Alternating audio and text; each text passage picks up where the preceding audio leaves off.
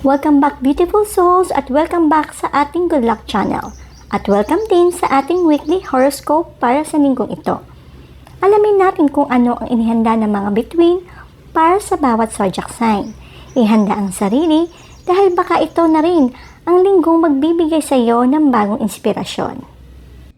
Aries, sa linggong ito maraming pagbabago maaaring mangyari sa iyong personal na buhay. Maging bukas sa mga bagong oportunidad, ngunit mag-ingat din sa mga hindi inaasahang hadlang. Iwasan ang pabigla-biglang desisyon lalo na sa aspeto ng trabaho. Taurus, panahon na para mag-focus sa iyong kalusugan. Huwag kalimutang maglaan ng oras para sa sarili. Sa trabaho naman, maaaring magkaroon ka ng mga pagsubok. Ngunit kaya mo itong harapin basta manatiling kalmado at planado ang bawat galaw.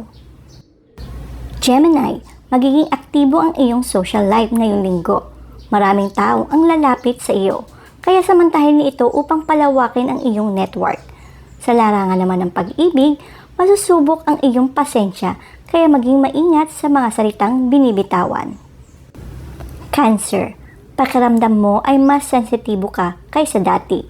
Huwag hayaang guluhin ka ng mga emosyon at subukang manatiling positibo.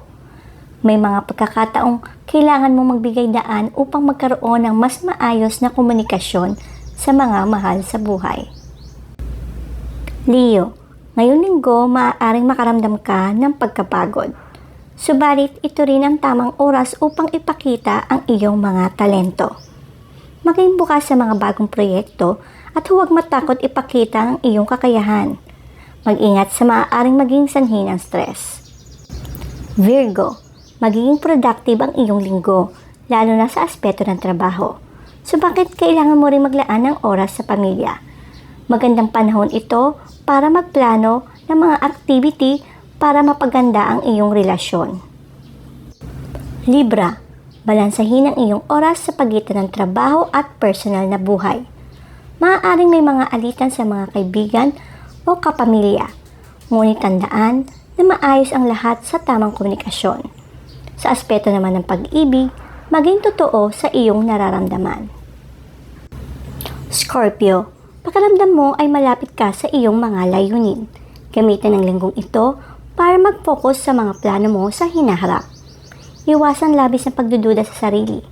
Panatiliin ang kumpiyansa sa mga desisyon na gagawin mo, lalo na sa trabaho.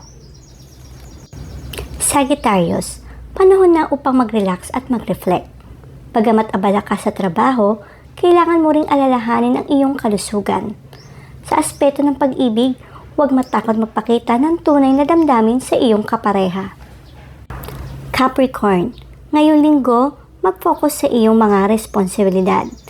May mga bagay na kailangan mong tapusin at ito ang tamang panahon upang magpursige. Sa aspeto ng pamilya, maging handa sa mga maliliit na pagbabago. Aquarius, pakiramdam mo ay kailangan mong sumubok ng bago. Huwag matakot na umalis sa iyong comfort zone. Sa trabaho naman, may mga bagong oportunidad na darating kaya maging alerto. Sa relasyon, maging mas bukas sa komunikasyon. Pisces, ngayong linggo, bigyan mo ng oras ang iyong sarili. Pagtuunan ng pansin ang iyong mental at emotional na kalusugan. Sa aspeto ng trabaho, maging masinop at organisado. Panatiliing positibong pananaw at iwasan ang labis na pag-alala. At yan ang ating horoscope para sa linggong ito. Sana'y makatulong sa iyong pagpaplano at mga desisyon. Huwag kalimutang mag-subscribe at i-click ang notification bell para laging kang updated sa mga susunod na videos ko. Ingat mga kapatid! Until next time!